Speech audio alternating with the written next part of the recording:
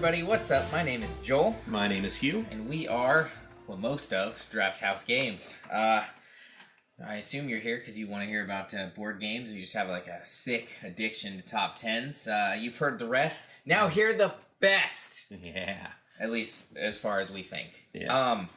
This is going to be Drafthouse's official top 10 of 2018. Originally, it was going to be each of our lists, and then we decided to go through and check them ahead of time, make sure we didn't have too many crossovers, and as it turns out, we really did. So instead, this is going to be a combined list of all the games that hit ours, and also probably, if you stick around to the end, a good selection of honorable mentions, ones that would have originally been on our lists, but once we combined them, they just fell off a little ways. I mean, even our honorable mentions were crossovers with what was on the list. Yeah, so we'll have a hefty amount of honorable mentions for you at the end. But for now, let's talk about the top 10 for the year. These are only out of games that came out in 2018. And preference this by we didn't play everything. We didn't each play. There were games we wish we had gotten to, but we just there are so many games that came out this year. Yes, we all know about Chronicles of Crime. It's back here. Detective is probably sitting off camera just a little ways over there. Vindication, upside down box up there. But we have them all, but we haven't been able to get to them all. So hopefully at some point we will, and maybe they'll make a top 100 list later. Yeah, maybe in the summer we'll go back and do a redo list of 2018. But for now, these are the top 10 games of 2018 that I guess we've played so far. So, I'll do we're number 10. We're going to kick it off at number 10. I'm going to do number 10 because number 10 was definitely on my list. It was on his list. This was on my honorable mentions. So when we put them together, squeezed into the top 10 here. Right. Phil Walker Harding makes a couple games that I like. And generally, whatever games he makes, and I know a lot of people have gizmos on there. We've not gotten to that one. It's sitting right over there. Just off camera this one. But we did play Gingerbread House this year, and that would be the Phil Walker Harding number 10. Yes. Gingerbread House. I'm going to kick it over to just say the Murph Bros got it right here, because they also went number 10, crossover of Gizmos and Gingerbread House. Right. This guy makes puzzle games in particular. Yeah. And we tend to like them quite a bit. I mean, not a surprise. He's probably the best one doing them right now. Sorry. Right. His games are way better than Uwe Rosenberg's, I think. Yeah, I like them better. I like the theming better. Also, they're more fun. They're a little, they're more fun. They're not as dry. Yes. So Gingerbread House. So I guess the first thing that's sort of important about it is if you played any of the other puzzle games, this one works similar, except that instead of building out, you end up building up. Do you want to talk about the layers and what they mean? I mean, it's just as you're building your gingerbread house, you take a tile. Everybody has the same amount. You drop your tile, your two, like a domino, on top of your gingerbread house, and whatever you cover up is what you get on your turn. And I mean, it's really that simple. The extra portion of the game is the fact that you're in fairy tale land and people are trying to eat your gingerbread house. You're getting sweets to trap famous fairy tale characters. Yes. So you can eat them. Let's talk about the seedy underbelly of board games here. Yeah. So it's a super light-hearted on the surface game, except really I'm pretty sure you're about to eat all of your favorite fairy tale characters. Hansel and Gretel. Yeah. So you have a 3x3 grid. You got a 9 square layout here, and every time you drop a piece, it's going to land over 2 other pieces, and those are going to give you either different basically sweets or bonuses to be used in the game for all kinds of things. But you use those sweets to then attract fairy tale creatures into your house, who you then trap and presumably at the end of the game eat. As you put them under your board after you capture them. Of course, the person with the most points, also basically that being the person who ate the most fairy tale creatures, is going to win the game. Yeah. Super fun, super quick.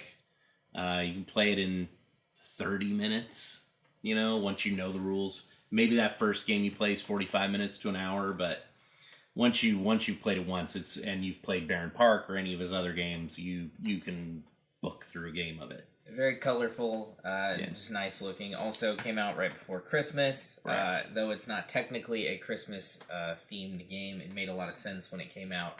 So it is a good holiday, pull it out. Yeah. Fun for the kids because you got fairy tales, and fun for the adults because you're doing evil things. That's the one thing I will say about this year's games compared to previous years. Games have, thank God, because they've gotten more colorful. Yes. I mean, man, there were years where when I played games, every game in the top 10 would have been brown. Yeah, beige. I'm not a big fan of the drab. The Puerto Rico, all right? Yeah. It's such a good game, but it's such a dull, presentation, and I'm so happy to see very colorful, nice art going on it's in good. These games. It's good. A lot of the games we picked have a lot of color to them.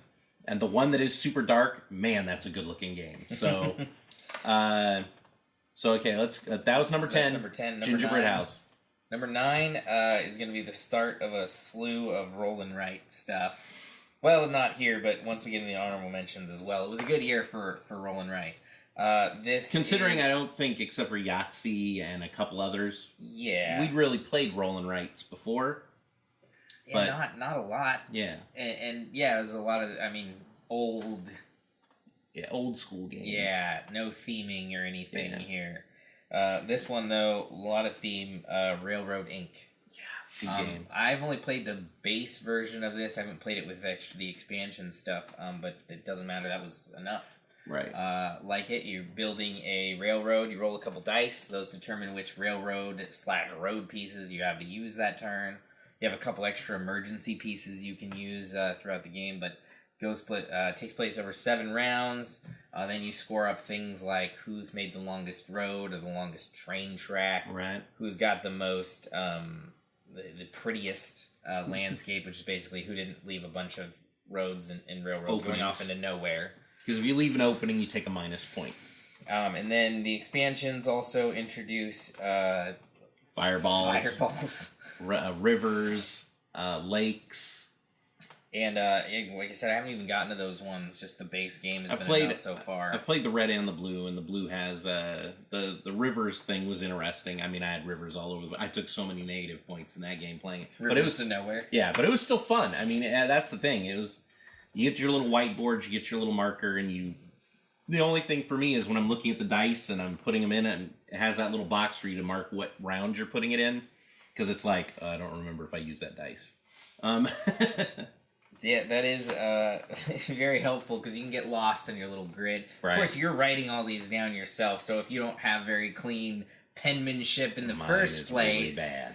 I, who regularly gets paid to do art things, also can barely read what's going on my board at the end of the game. So it gets a little messy, but it's just fun. I just played with Nick and Nathan the other day, and my board looked like a 5-year-old did it, and theirs was all nice and crisp and clean, and I'm like, well, which one of us can't draw? The nice thing, too, with the having the one expansion in each box is you buy one, you got a 4-player game with an expansion built in. You buy the other, you got a 4-player game with the expansion in it. You buy 2. 6. 6? Okay, so you go up to 12 if you have 6. Both. Get them together, you got a 12-player game. Right. And Rollin' Rights is really the only game where you start to get to that number, and it still, works. Everything still works the same. Yeah, it works perfectly fine. A lot of games, the player count really determines what type of game you're playing, even though it's supposed to be the same game. Roll-and rates, they just don't work that way. You get to play the same thing no matter what's going on. That's one of the things I've had a problem with this year is we pull out a game and we play it, and the game will say 2 to 5 or 1 to 5, and it definitely was built for 4 players. You're lying to me. And you're lying to yourself. And I realize it sells better to say it plays 1 to 5 or 1 to 4 or 2 to 4. But if you've made a 5-star game at 4 players, I don't want to play the 2.5-star two-player version. Right. Tell me, like, even if you just recommended it on the box, like, Yeah. this is how you should play this game, but Right. you can play this way. Fine. Roll and Write is the exception to that. Yeah. It's the same game no matter what you do. So if it's a 5-star game at 2 players or 1 player, it's a 5-star game at 100 players. Yep. And, Exactly. And so, Railroad Man, it would be nice if they did a preference to it where I mean, the company that made the game, you played it. you beta tested it. You know what. Unless you didn't, in which case, fuck you anyways. But Right. It's like, you played it at a certain player count. You knew which one it plays best at. At least tell us that. Put a star by the 3 or the 4 or whatever. Let us know, all right? Or call us. Yeah. You have our number. Yeah. Let us know. Because, man, it is disappointing to play a game 2-player, and it's like, well, that wasn't very good. And then you play it 4-player, and it's like, oh, this is how you're supposed to play it. Yeah, we were supposed to have 2 other players. This is a weird one to talk about it on, since this literally doesn't have a problem. Neither does the next one, because we're going to keep the Roll and Write train rolling. Yeah. We want to talk about number 8. This one's going to be hard to find for a little while. Come back to this list. Nathan, our friend at Guardian Games, he bought it from overseas and brought it over, and we played it with him. Let's make a bus route. So it's supposed to be coming this way, but of course we got sort of a sneak peek at it. Man, I would love to get a copy. That's so fun. Yeah, the rules are really simple. So, like, you could even get the copy that is not in English and just get an English, explanation, and super quick to start up and get going. Yeah. Do you want to explain what you're doing? Do you remember exactly what you're doing? I do. So instead of on the other Roll and Writes, you're all playing on the same page. Exactly level playing field. Right. This one starts off a little different. Right. As you're driving your bus, basically with your Roll and Write, you're writing it on the page. You get minuses in this game when you cross over other people's routes, because then you're creating traffic. And there's stops and stoplights and you gotta pick people up, drop them off, or see certain sites along the way. And you're trying to get from one location to another. So I'd say, like, the main difference between this and, like, most Roll and Writes is that before the game starts, you get a card that basically dictates where you're trying to go on the map, right? Most Roll and Writes, you start off and everybody can have any objective that they want, and then you just go from there. Right. This one, you actually do have some... So you do have some setup in the beginning, where you're like, okay, I've got to do this. So if I want those points, I've got to get to that location. And the other thing is that you are actually all playing on the same board. It's not your own thing. Right. In front of you, everybody's playing in the same city map that sits out for everybody. So you might start in different locations, but of course, as the pieces come up, you're going to use those pieces, and you're going to tend to drive towards each other. But like you said, you don't want to... It's like Tron. You run the other dude's line, and on this game, it doesn't blow you up, but you take negatives for doing so. Super fun. And we played a couple games from that company that day, and they make really good games. I just wish they would get over here quicker. Yeah. So... Hurry up. We're putting you on the list already. Yeah. You're on the list. Way. So let's go to... you want to handle number 7? I probably should. You handle as best I can. It's been a while since we played this, because this came out way early in the year. Right at the beginning of the year. And I've been trying to get it mostly back to the table ever since. Number 7 is going to be Rising Sun. This was on Hugh's honorable mention. This was actually my number 2 when I made my original list. Between the two of us. Yeah. Number 7. It's... So if you've played Blood Rage, obviously... Yeah. Same designer. Very much this Eric Lang. Same type of game. Also same company, Simon. So of course the minis and stuff in it are ridiculous. They're ridiculously awesome looking. Yes. Yes. I think this game takes all the problems that we had with Blood Rage, and the reason why it wasn't going to make it on any of our lists the year before, right? And fixes them. Yeah. Basically. Has that negotiation factor thing into it. Removed. So one of our biggest issues with Blood Rage, again, so you have to have a little knowledge here to keep along, it has a set of cards. The cards have a lot of variance in what they do, and they come out in battles. Sort of removed most of that from the game with all the extra surprise. Haha. I actually wanted to lose this battle all along. Right. You still might want to lose a battle here or there in this one for particular reasons, but it's not a... it's sort of all on the table when you start. Right. You know what's going on. Really like the choice mechanism for determining what you're going to do in a round. You got these super solid pieces that have all the different actions you can take on them, and somebody gets to pick one. And when you acquire the creatures in this game, they stay with you, right? Where they don't get murdered off. Right, basically. Don't get murdered off all the time. Yeah, they're sort of in your army at that point. But you, so it's mostly area control. But your decisions every round are based on, depending on where you are in the round, a limiting factor on what you can do based on what people in front of you have done. And you get to make alliances in this one. But betrayal is also just a part of the game, so it comes with it. We're on the same team until I stab you in the back. Yes, which will probably happen rather soon, because there's not a lot of turns in this game. Right. I'm trying to describe it right now as just... It's been so long, but it's one of those things where it's like, we got to play all these games to keep up and try to get...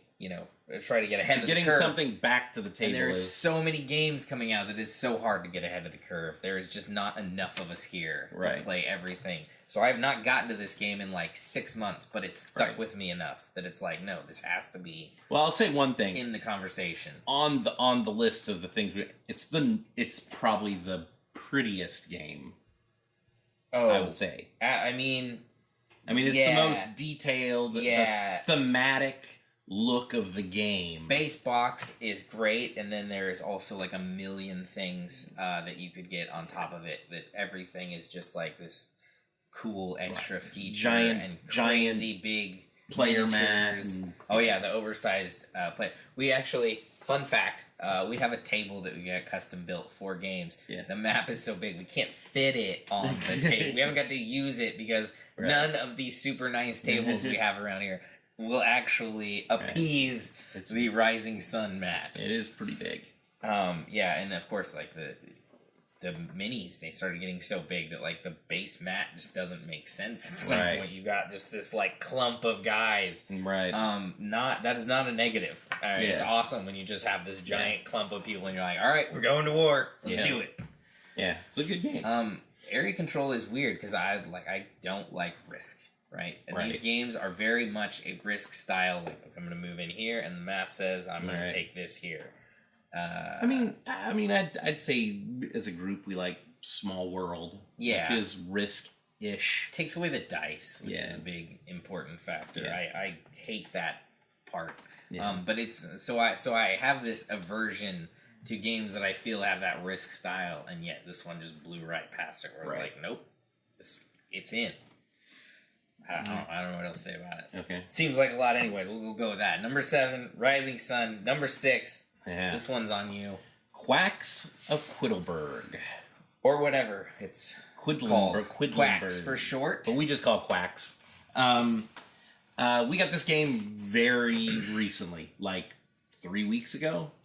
It just got released to the local stores. Yeah, we just got it in over here. But... on this list, I'm gonna say it is in the top 5 games most amount of games I've played this year so far. So it only made it into my honorable mentions, but at the same time, it's seen the amount of table time it's seen. Yeah. If we just did it off of that alone, it would actually be in the top 10 pretty easy. Takes about 40 minutes to play.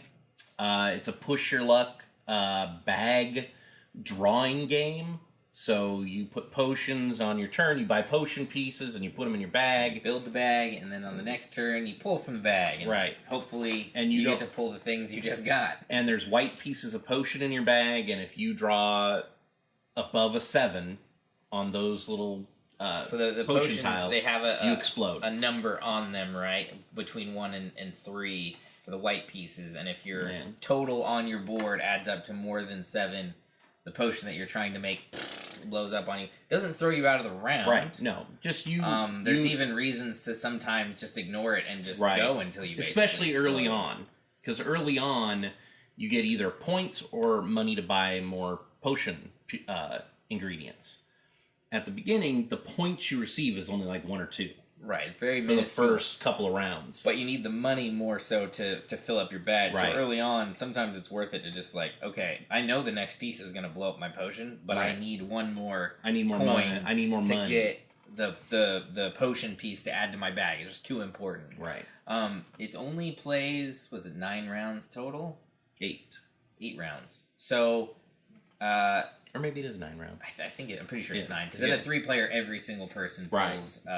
So every round you pull a card that will affect the round. And that's the fortune teller card. Yeah, so sometimes it allows you to pull more white pieces without blowing up your potion. Usually the fortune teller card is always good.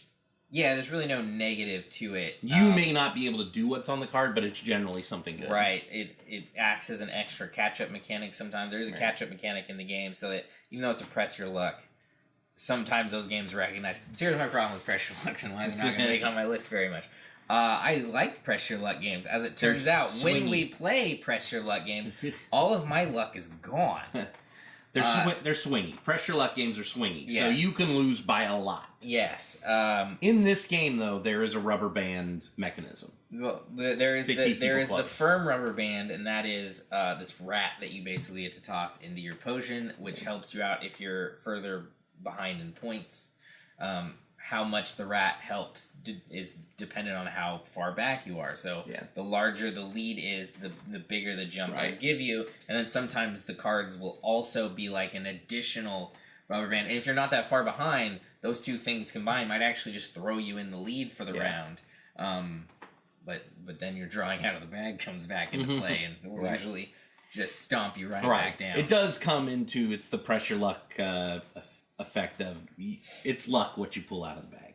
So there's a massive amount of luck in the game. But the game, for me, is just on the table. Everybody has fun while playing the game. And like I said, it takes 40 minutes.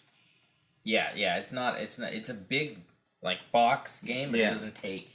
It's not an all-consuming game. Like I said, for me, my favorite pressure luck game is Deep Sea Adventure, but I think Quacks has replaced it. I mean, I'm not going to go that far, but I will definitely let it be in the top 10 for 2018. But no, it is really good. It was on my honorable mentions list. It wasn't quite on my list. It was high on Hughes. So in the combined, it is number 6. Number 5, I think we both had... pretty similarly placed on our list. I had it on 6. I added a 6, and you added a 5. I added a 7. Oh yeah. But once we combined the two, it brought it to 5. So that's going to be Brass Birmingham. Birmingham. Well, I'm American, so it's Birmingham. Yeah. Birmingham. Tell us about Brass. It's a re-implementation of the old Brass game. I think they're sitting right here. So you had Landshire. With some additions to it. Landshire was the original version. And so Roxley Games, what Roxley Games does is they take a game and they just make a really, really exquisite looking game. High-end production version of... I mean, Santorini, they did that one, I believe. Right. They did Dice Throne. So yeah, if you art's really good. Have a game where you're like, oh, this game's really good, but I just wish it looked better. There you go. Just bug Roxley. Just be like, look, this game. Do a version of this. Hey, my game mechanics are really good. Can you make my game look nice? Yeah, and as it turns out, they can every time. And so the original Brass game was beige. It was a brown and gold ick. I haven't played it, but I looked at it before we got to Birmingham. And I played the original version a long time ago. So that would have been Landshire. They remade that game literally to the detail. All mechanics exactly the same. This is an updated one. This game is the version where they took a step forward and they added beer to the game because that wasn't in the original. And it's just a choose your route, resource management game. And as we were saying, colorful games that made our list, this game is black. Yes, unless you play it on the light side, in which case it's gray. Maybe some bluish tints. It's drab. I mean, you're making coal and iron, so everything's going to be dirty. But the way the art design on this game is just first off, it's fitting, right? Right. We don't talk about that a lot, in that a lot of the games that are sort of drab, they do fit, like what they're a part of. Right. But they also don't, like, this one has... The art design is just really good. It's a more exciting... It's all black, but it's like a more exciting... even though it's all dark colors, it's vibrant. Yeah. It pops on the table. They still put a lot of care into it. It's not like, well, it's going to be brown anyway, so let's just slap something on here. Right. I mean, the map is very intricate and very fitting of the theme. So... That's all good. And of course, the mechanics, they work really well. They took a game. I never played the original, so I can't compare the two, but the way I understand it. Mechanics they took were a good game that already worked pretty well, right? And then they took things that people had thought about that game. Well, there was a group of people that loved that first game. Right. But it's like loving Puerto Rico. Puerto Rico mechanically is such a good game, but it looks awful. But they went a step further, and they knew where the mechanics were a little weak, and they knew how to fix them, and they supposedly did. Again, I can't say it myself because I didn't play the original. Yeah. But that game works pretty perfectly the way that it is. So I assume it is a step in the right direction from the original. It's a game that's a game it's always going to be in my collection. It's that good. And I'm always going to hover near his collection, so it'll always be pseudo in my collection. Okay. So that's number That's number 5. 5. We're going to go to number 4, which we're about to pull out of the drab, but here we go one more time into the depths. Yep. This is it's Lowlands. Lowlands. Farming simulator. Has as many games. Let's farm some sheep. So it's very agricola, or agricola, as some like to say, like me, because forget words. Not important. But this one, the extra feature in it, that I think this is called I don't know where it is over here, but it's floating around behind us somewhere. But it's Uwe Rosenberg style. I think it's actually called. He had to okay it or whatever. Right. Where he helped, I don't know, test it or something. Right. I know he's a part of it. Yeah. Sorry, Uwe. Yeah. I like this one slightly better than the ones that you put out. Yeah, this year. Yeah. So it very much feels like it's taking Agricola and adding another feature to it that changes the game. It's one of my favorite. It's one of my favorite new mechanics of a game this year. So it's got a very so the first thing is that it adds a dike into the game. You have the water coming up from the ocean, which is going to wipe away your sheep. It is going to mess up your farm, and your sheep are not going to like it. So the group has to prevent the water from coming in by building a dike. You, though, as a singular entity and not as part of the group, may not care as much that turn whether the dike actually gets made, or it could be of dire importance to you. But that's a fun mechanic. If you contribute or not, the points swing on what things are worth. So if you help build the dike, well, sheep aren't worth as much because everybody's got theirs and they're all fine. But if you guys don't build the dike, then the person who managed to hold on to their sheep is doing well because they're the only ones with them. So it's got a swing mechanic where it's like you have to help to some extent, or what you're doing won't be worth any points. Right.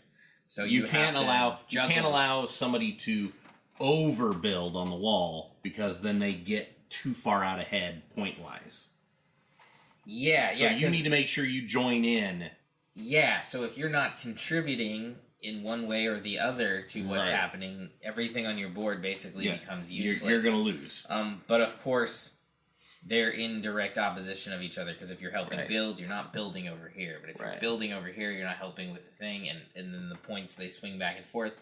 It's not a catch-up mechanic, right? Because you're not, it's not like Quacks, where it's like, okay, the person behind is suddenly getting, it's really just the person who's gaming the system Right. the best is really doing well with whether their You're trying stuff to do, on their board is worth you're trying a lot to or do not. both at the best level. Yes. Than everybody else.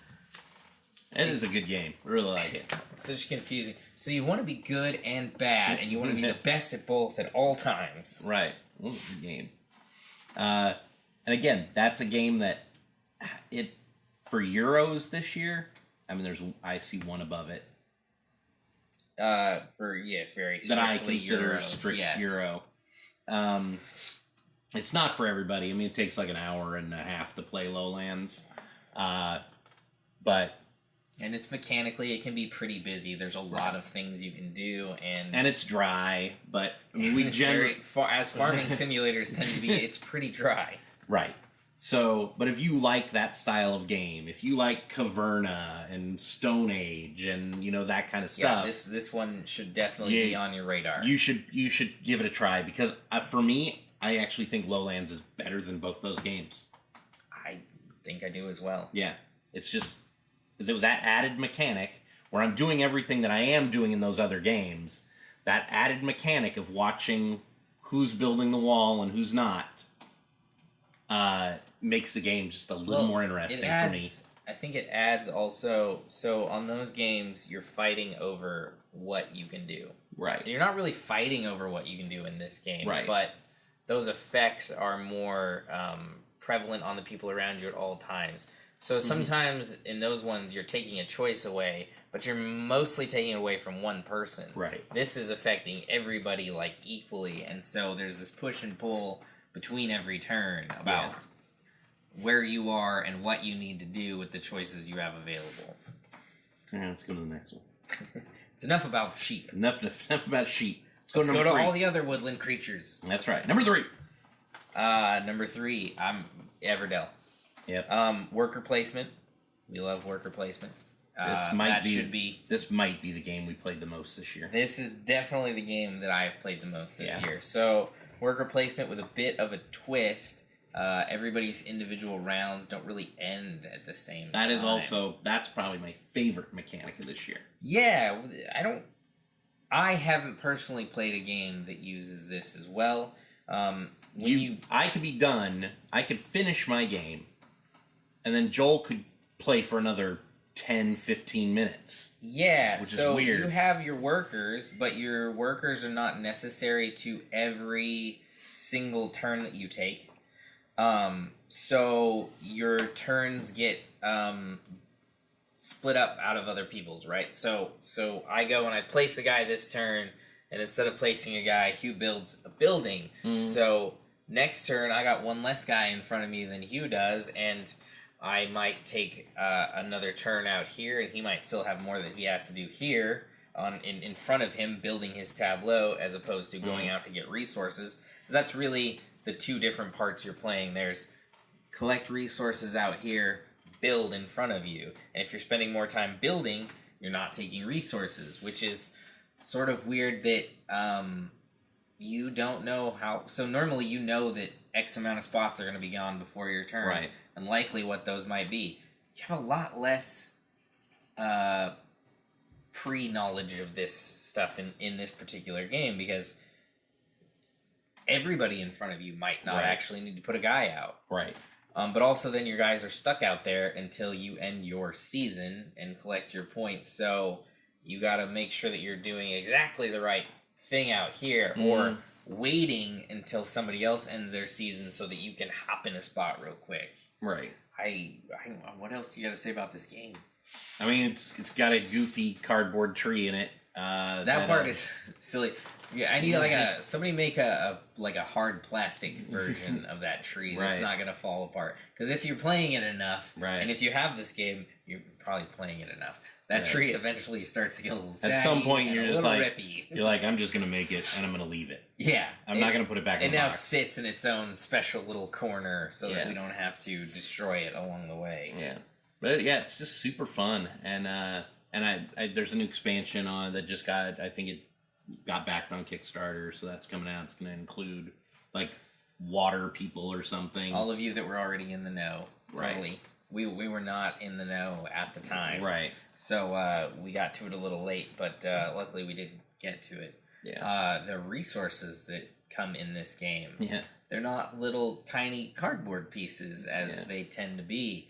Squishy, we like that. Little squishy berries was a neat little and the stones just being an actual piece of like hard plastic instead of again just a piece of cardboard. We will probably talk about this later with a honorable mention about games, but if your game is good enough in the first place, right, tag on the extra $10 to $25. Yeah, put the really good resources in it, because we're gonna have to go out of our way to do it anyway. Right, and your game's gonna sit higher on our list if we don't have to go fix it. Right. Why have a third party make nice components for your game? Right. And then they get that money instead of you who made the game. Whereas, like, you made the game, we appreciate the game you made. We want to give you all the money. Right. So make the best game possible. Even if you have to do, put out 2 versions, and I know that might raise the price some to do that. I mean, that's what Kickstarter's for. You get the collector's edition or whatever. Yeah, but the Everdell. Everybody else look at Everdell and what they did in the box. And there's a couple more we'll mention in honorable mentions. Oh yeah, make your stuff as good in the box, right? Because aftermarkets, they're killing it, right? Yeah. Well, I'm looking at this like Quacks. Quacks is a game where, I mean, I really wish I'd had wooden pieces just anything instead of cardboard. Instead of the cardboard in the box. Yeah, that's the one sort of downside that we've all found in that game. Not enough to pull it off the list, but imagine if it had been there in the first place and you had these nice, you'd have gone higher, chunky tokens. You probably would have been on my list instead of an honorable mention. Right. There really is there's a tactile function to most games, right? And it is important. It's probably more important than you realize until you play a game where you use these different things, these different pieces, and suddenly you're like, wow, this game's elevated. Especially if you're playing the game a lot. So we played at Everdale a lot. Little cardboard pieces, they break down after a while. Right. They have a cardboard tree in there. Right. They have That's a cardboard the one tree. piece where we understand that you couldn't put a giant plastic tree in the game. That's fine. But all the resource pieces that you put in there, the very, again, the hard surfaced rock pieces that are the plastic, the squishy little berries that you put in there. We found these awesome little trays, and everybody should have those. Little bamboo trays. Little bamboo trays that just sort of fit perfectly with the game. That we wish were there, but just that above and beyond on your game, that game would have made it on my list either way. But with the extra pieces, you definitely jumped yourself up a couple notches. Let's go number 2. Number two, it was definitely on my list, but it was much higher on your list. Okay. So you gotta Architects of this. the West Kingdom was my choice for number 1.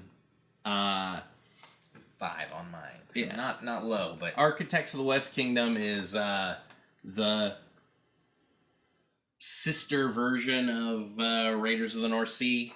Very much so. The next trilogy that Shem is making. Difference in this game is in Raiders of the North Sea, you put out a worker and you take a worker off the board. In this game, you get 20 workers. And as you place them to a specific area, the more you place, the better you do at that location. The more impact they actually have. You don't get to take guys back. The only way you get guys back is if you go to town center and wrangle your guys back, or your opponent goes and takes your guys and goes and puts them in prison. And if they do that, they get a silver for every guy they put in prison. But you can go to prison and release all your guys for free. So if all your guys are in one location, it's super easy to get them back. So it's a give and take on that. It feels like a take that, but you really want you want somebody in the game to take your people. If they don't, it's a lot harder to get your guys back. Yeah, it's and then on top of that, there's sort of you're of course going for most points, but there's sort of two means on that, which is basically either being a very good and noble person, virtuous, is very virtuous, or being a bit down and dirty and using the black market and taking people's gold after they've been taxed, or using the sort of evil side of the board to make sure that you don't ever pay tax, where you're just like, I'm already down here stealing and like trading in this underground black market. I'm not gonna. Taxman didn't know about this money. He ain't getting none of it. And you can collect up people to play them onto your board, and the ways to win is you move up the virtuous track, you move up the cathedral, and then you can and then building buildings. That stuff all gives you victory points. Or you can resource hoard. Resource hoard. You can resource hoard and basically pay out the king to be like, hey, I'm super cool, huh? Here's all my stuff that you didn't tax me on. That was a neat. Just overlook that part. That was a neat tactic by a guy we played with, where he just collected marble throughout the game, and we played with. Yeah. This guy just had a giant stack. Giant stack of marble. Yes. And marble's worth 1 point at the end of the game. So if you get a lot of marble, you score a lot of points. It's so it feel everything looks very similar to the first three games that they did. The Raiders, Shipwrights is all sitting right by me. Explorers of the North Sea. Now we're in the Western Kingdom, and it just feels like they went and they just sort of upgraded everything.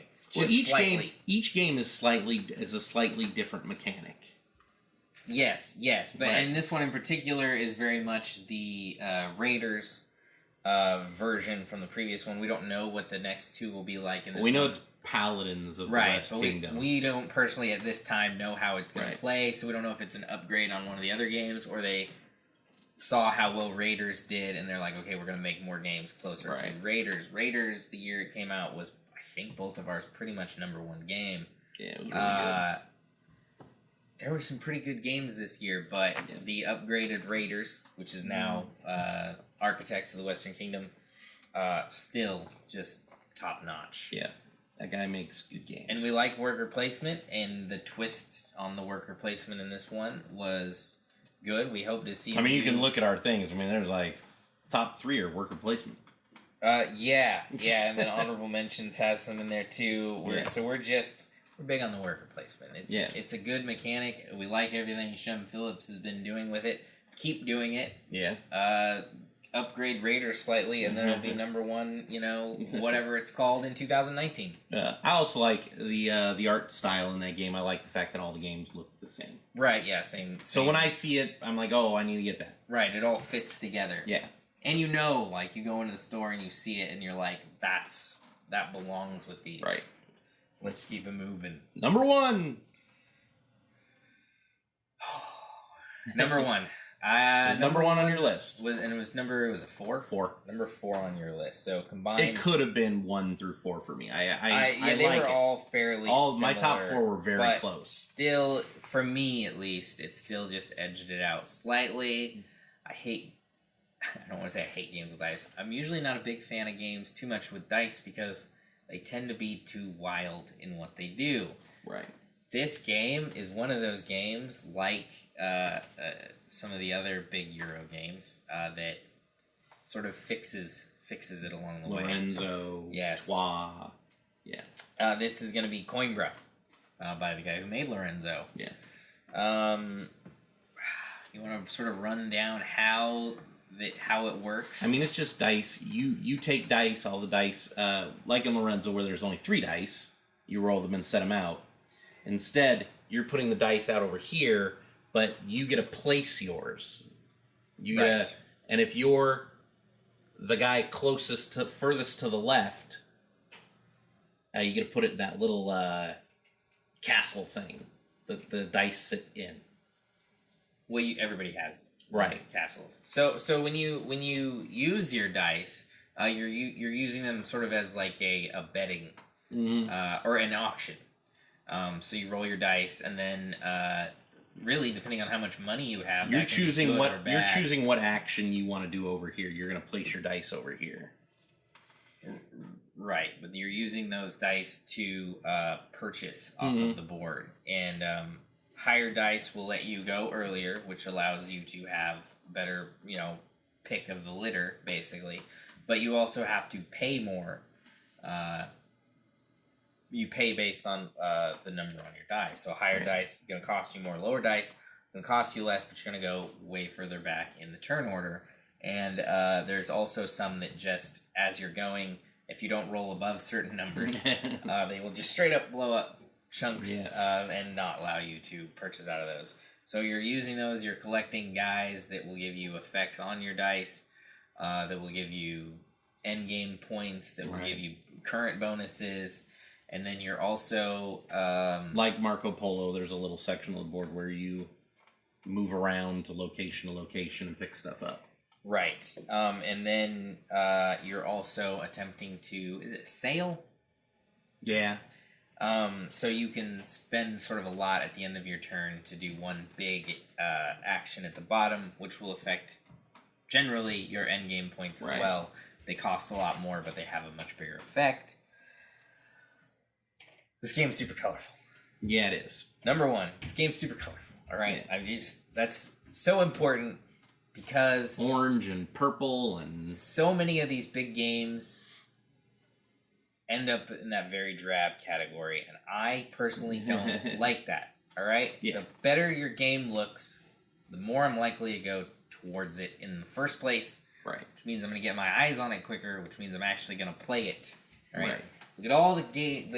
This back here that you can see extends further than you can see, and there is more than one room that looks like this. Yeah, there is a lot of games to get through. If you are big and shiny and vibrant, I'll get to you. Right. That is not why this game is good.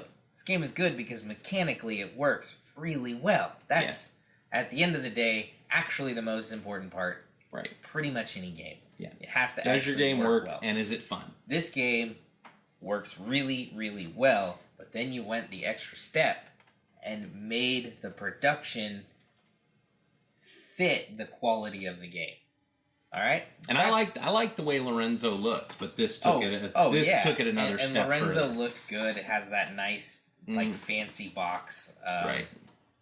But this is just taking everything that sort of worked well in that, even though it's a different game. There's a lot of taking what worked well in that game and then elevating on that, just like Architects did. In this particular case, the upgrades to the style of Lorenzo beat out for me the upgrades from Raiders to Architects. So Coimbra for me, it was my number one, and it was high enough on your list that it ended up as the Drafthouse number one. Like I said, my top four, interchangeable for me. I really liked all four of those equally almost. It was hard to decide which one was going to be 1, 2, 3, 4. Yeah, I mean, and mine were actually a bit more varied in like style of game, but there was no point where I didn't think. Basically, we played Coimbra, and by the time I played the second go around, I was like, this is the game to beat for the year. Now I'm just like judging, okay, is this game better than Coimbra? Right. Didn't happen. Been playing that game for a while, just didn't happen. Came close, didn't get there. Yeah, good game. All right, so number one, Coimbra. I think it's got to be right behind me here. Probably. Oh, it disappeared. Yeah. All right, well, now we're gonna cut this part because I'm gonna pull it out on the table. We're not gonna cut anything. Damn it! Now I just look dumb. I'm supposed to keep that part off camera. Let's do honorable mentions, though. All right, so that is our top 10. 6 of those were actual, just straight up on both crossovers that were on both of our lists. So this is going to be about another 10 here. We'll probably talk about them a little bit less, but these are games that were either on our individual top 10s or collectively on our honorable mentions list. I'll do my two that are off my top 10 list that didn't make the combined. Okay. So first one will be Space Base, which you didn't have on your list. Space Base is, for me, the Machi Koru killer. Yeah, I always think that's yeah. It's usually a bit silly because like you like what you like, but right. for us that there's just no reason for me to play that game anymore because Space Base is exactly the same game with a different theme, but it just plays better. I wouldn't argue with that. My only reason that it doesn't really do that for me is that I still think it's hard to remember exactly because all these things are named the same. But Valeria Card Kingdom. Valeria Card Kingdoms. Yeah, that's also a great game. Still for that style of the you roll the dice and then you get the powers on your turn. But as everybody else rolls dice, you also activate things. That's still slightly higher for me. However, Shy Pluto's coming out this year for Space Base. And Shy Pluto, we'll talk about this. Shy Pluto apparently turns it into a campaign style game. I don't know, I haven't seen it yet. I've seen the box cover. Legacy style game, basically, all the rage right now. I am probably there are no rolling rights, but there are no rolling rights until they make a rolling right legacy, and then we just stop playing other games. That's it. Yeah. That's it. No, I'm very interested in that. I don't dislike Space Base. I think there's a little bit more going on in Valeria, but that's not also everybody's cup of tea. Right. Nothing wrong with that game. And then the other one on my list was Endeavor, Age of Sail. Do you want to go over your hot garbage? Hot garbage edition. No, first thing to say is that we talked about this before. And that game had already come out. And this is, I believe, not any rules update. It's just a straight up. I think they may have streamlined it a little bit. But then again, I played the original a long time ago. Yeah, I'd never played it. And I hadn't heard anybody say that it was updated in the way that Brass was. So I didn't put it on my list. That being said, if it was on my list, it probably would have been number 2 or 3. Mm-hmm. We have the Commodore edition around here. That is the edition you want.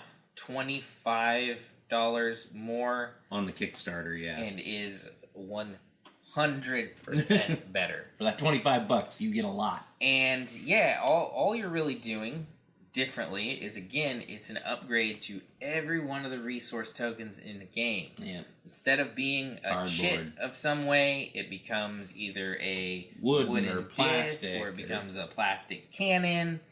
I don't think the board itself has any updates that I'd seen, but again, it should put that edition out. Yeah. And really, if possible, that should be your main edition. Right, I wouldn't even have made that other version. Right, tactile function is important to games. It's an expensive game. I think the MSRP is $75 for the base game. Yeah, and I guess I figure if you charge it at that point, if somebody's willing to pay $75 for it, they'd pay $100. If your game's going from $20 to $45 by upgrading it, put out the $20 version. Right, I get it. I'm between the two. I'm the poor one here with the tiny bit of games and none of the special versions.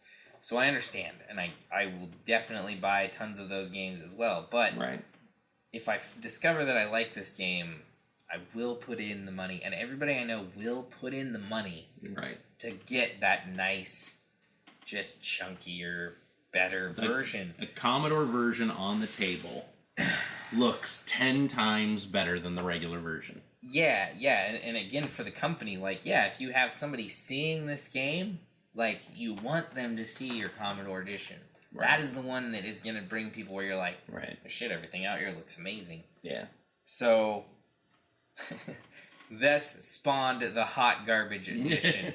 If you put out a game and it's got crappy cardboard in it, you are the hot garbage edition. Of your better version, yeah. Of your better version. If somebody else is out there making your pieces, I'm going to buy their pieces, I'm going to fix your game. But you could have had all that money, I would have given it to you. Mm-hmm. But you gave me the hot garbage version. Right. Don't do that. Hot garbage. So go with your card game that you like. My card game? Oh, yeah. Let's say... I have not played this. So, of course, we're not the only two here at Drafthouse, but we do the bulk of the gaming and the figuring out what we're going to talk about.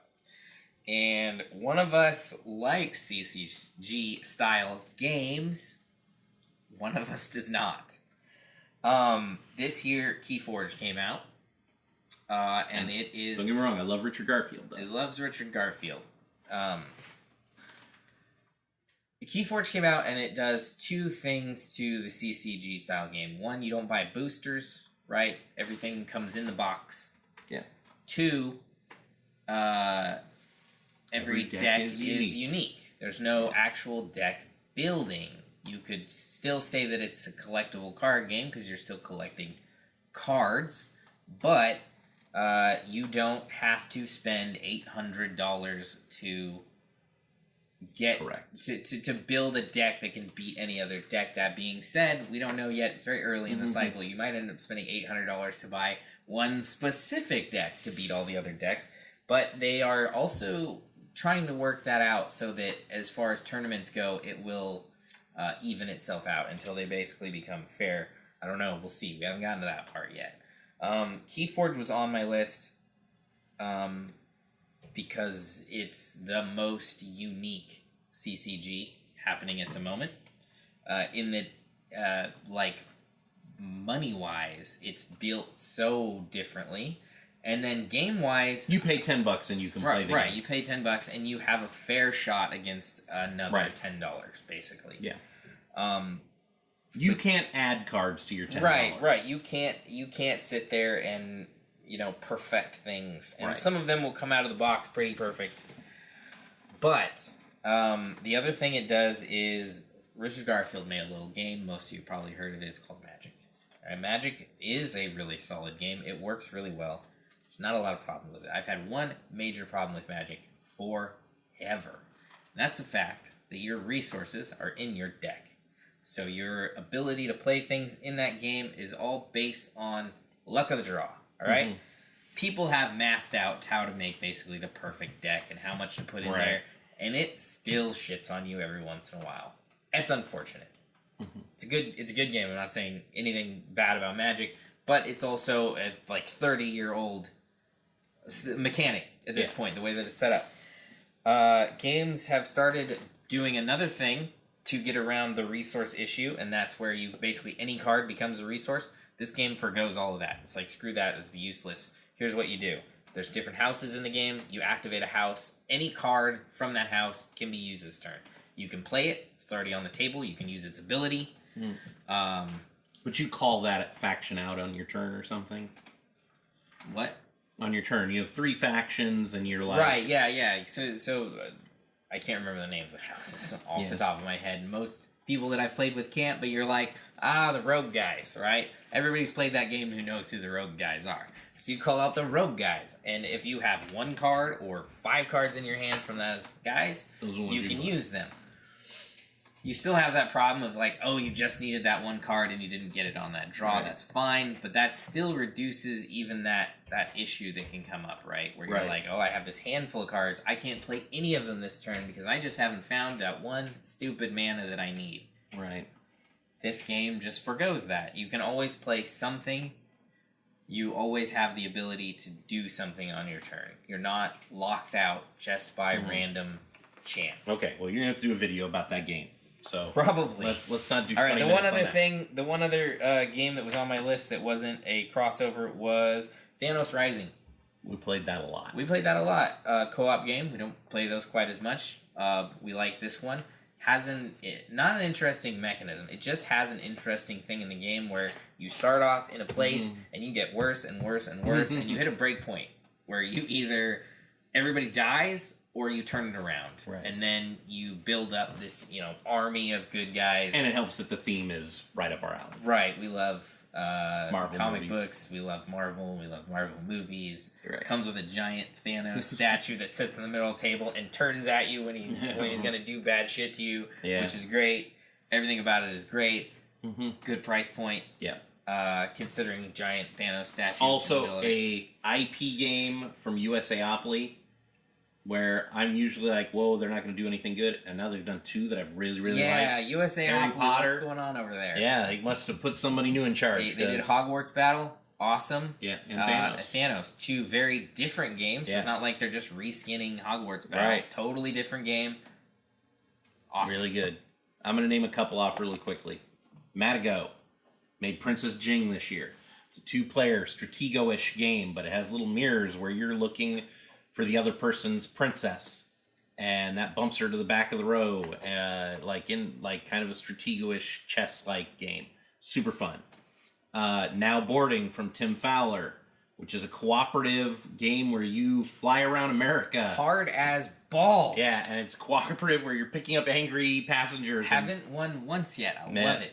And you're trying to make sure none of the people are angry. You're trying to customize your plane between rounds to either carry more people or go faster, whatever you need at that time, but you never seem to have quite enough money. Good stuff. Another one on my list, I never played the game. I have only played it in app form, and I think most reviewers have said the same thing. But the app is addictive. I play it probably at least once a day. But it's Gone Sean Clever. It's Yahtzee. It's a themeless roll and write. You roll dice. You put them on your board in the app. And the app's great because things just, you roll dice, you pick a dice, and things light up. That's where you can put the dice. But super addictive, and I love it. And at some point I'll get the table version, but I don't even know if I need the table version because the app works so well. I think this is our most honorable of mentions, so I'm going to leave that one to the end here. Okay, so and then I'll do one more. I'll go a game like Coconuts a year ago. Coconuts is a shit. Coconuts honorable is mention awesome. forever. It's so it's so good. Good. Again, it was so goofy, I was amazed I liked it. But Drop It from, I think Cosmos made it. Yes. It's literally Kerplunkish, or what is that, Plinko? Yeah. Where you have a plastic thing and you're dropping pieces in this plastic thing, and there's rules to what you can drop and what you can touch when your thing hits in the bottom. Yeah, super fun. The system itself plays a lot like sort of Connect 4, where you're just dropping Yeah. your pieces in the top, except you don't want to connect anything in this game. That's actually bad. Same color, same shape. And you don't have like a thing that's going to make sure it sets down in the right spot. So you got awkward shapes that you drop into the top of this thing, and they're going to hit other shapes. And they're gonna sift. Yeah, they're going to move around a bit. And so did you drop it in the right spot to where it's not touching the same color, same shape, the wrong side? Right. Fun at any amount of players. Right. And anybody can play. I mean, it is... Yeah. I mean, you can play with little kids. It doesn't matter. And it's on the table. It looks cool. The tactile function of it is fun. I think it was a little pricey, maybe. I can't remember if it was 40 or 50. You bought this one. Yeah. I wasn't there. I mean, if you can get it for if you can get it for like $20 to $40...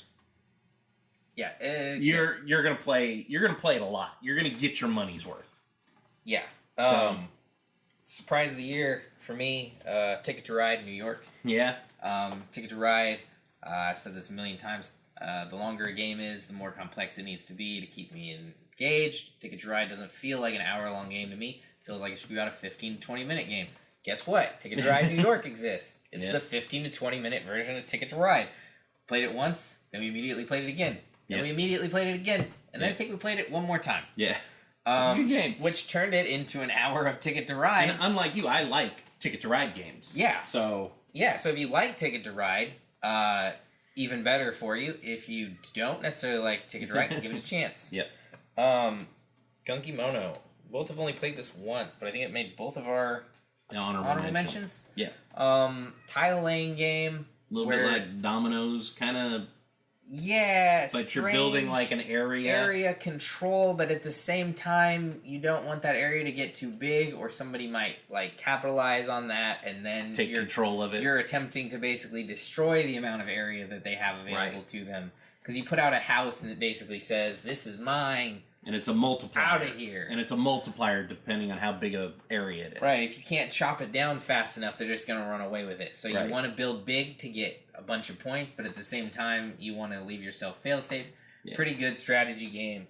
Technically, like more of an abstract game because there's not a lot of story with it. But, I mean, very colorful. I believe they changed the theme on the game. I think it was something else. It was like... I can't remember what it was now. Farming or something. That sounds right. Yeah, it was like farming. And then they changed... Renegade changed it to this Japanese feudal Japan theme. Right. So abstract, but also still has like stuff going on. So not like a fully abstract like checkers or chess. Yeah.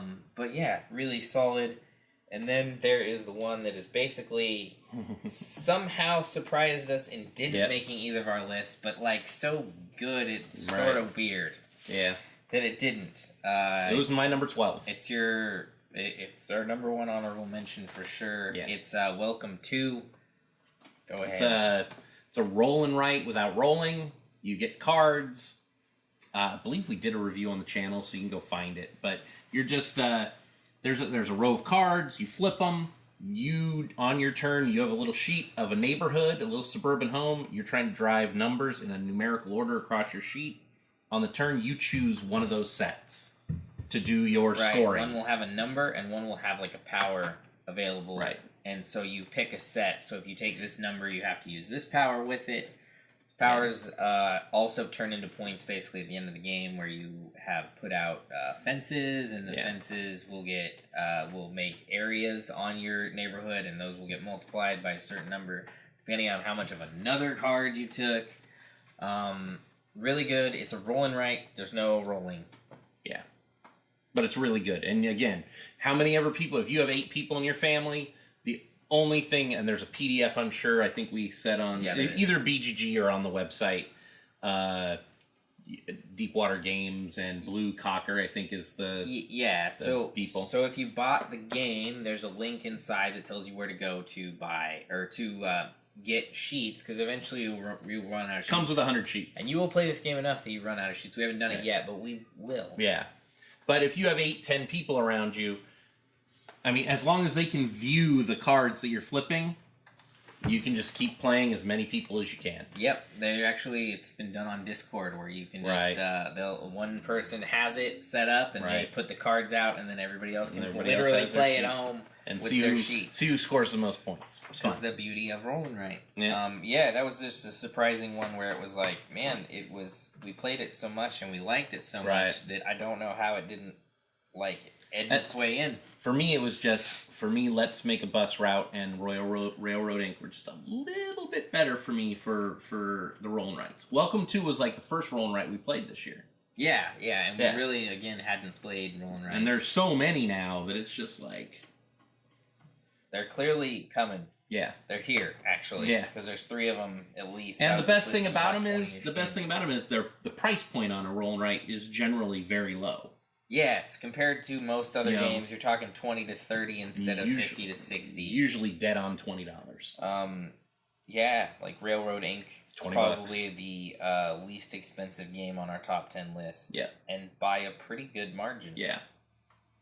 But yeah, if you can just go grab a copy, and everybody can enjoy it. So that's it. Sweet Jesus, what are you all still doing here? All 3 of you that made it this far. Yep. Thank you.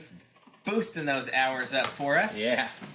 Just let it play a few more times. You just mute it, keep it going. Mute it, keep it going. Other than that, I think that's it for us at Drafthouse Games. I'm Joel. I'm Hugh. And that has been the top 10 games of 2018. Or is it? No, it is. All right, we're out. We're out.